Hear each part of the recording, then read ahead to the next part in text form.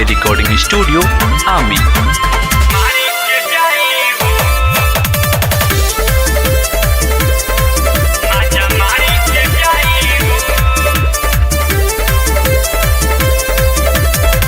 चढ़ल बा जवानी सखी कैसे बचाई हो, कैसे बचाई हो।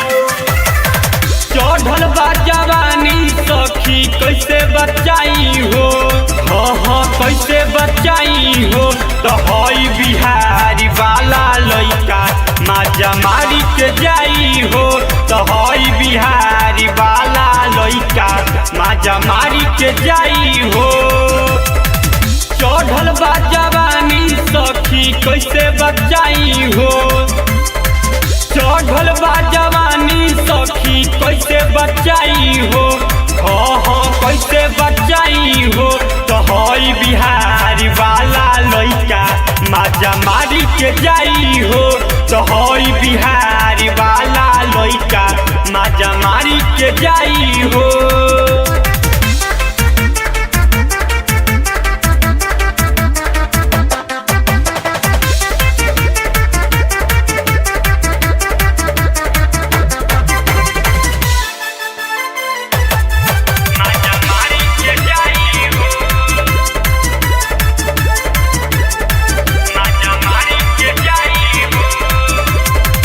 चढ़ल जवानी सखी कैसे बचाई हो, लइका तो पीछा पड़ल कैसे छिपाई हो,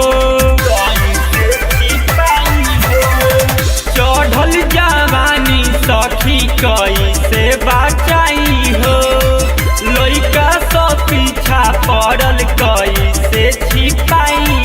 धाह मारो ता जवानी सखी कैसे बुताई हो, हाँ कैसे बुताई हो। तो हई बिहारी वाला लइका माजा मारी के जाई हो, तो हई बिहारी वाला लइका माजा मारी के जाई हो।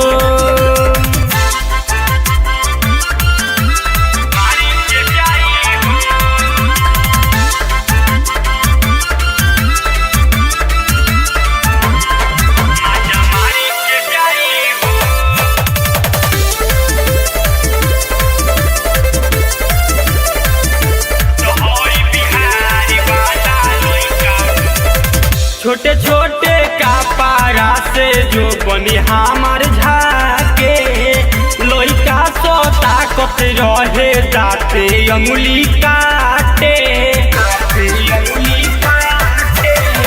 छोटे छोटे कपड़ा से जो बनी हमार झाके, लइका सो ताकत रहे दाते अंगुली काटे। नवीन वैष्णो कहता के अब ना बच पाई हो, हाँ बच पाई हो। तो हई बिहारी वाला लइका माजा मारी के जाई हो, तो हई यूपी वाला लइका माजा मारी के जाई हो। चढ़ल बा जवानी सखी कैसे बचाई हो, चढ़ल बा जवानी सखी कैसे बचाई हो, हाँ कैसे बचाई हो। तो हई बिहारी वाला लइका माजा मारी के जाई हो, तो हई बिहारी वाला लइका माजा मारी के जाई हो। माँ अम्बे रिकॉर्डिंग स्टूडियो आमी।